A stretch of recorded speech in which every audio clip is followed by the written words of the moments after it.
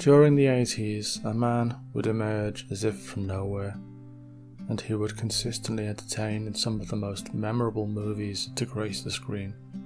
Eddie Murphy was a uniquely effective combination of tough guy and comedian, and he blended the mix like no other has since.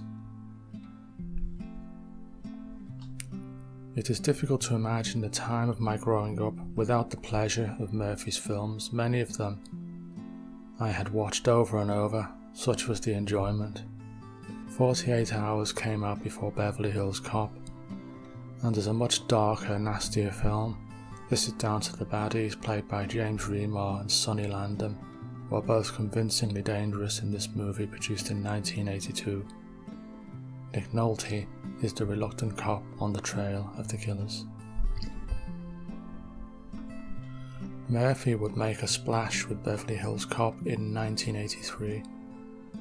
I think my friends and I wore out the VHS copy we had of this movie. Murphy had truly arrived with this comic action thriller adventure which sees Axel Foley travel to Beverly Hills to solve the murder of an old friend. Great performances throughout, with Steve Berkoff as the arch-villain Victor Maitland. John Ashton and Judge Reinhold team up with Murphy in this unforgettable actioner, which still hugely entertains today. Trading Places. Director John Landis brings to the screen this Eddie Murphy classic.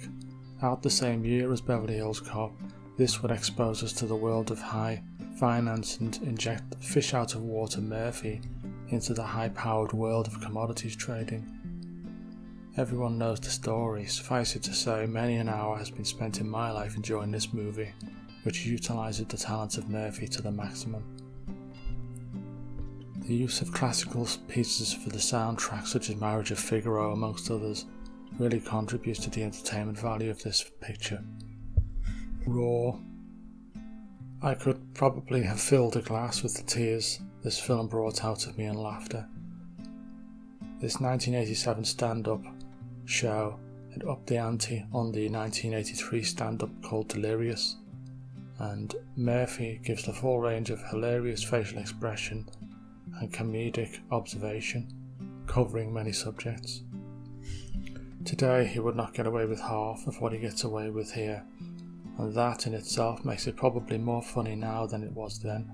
I think even those who should be offended would probably find it hilarious watching it today.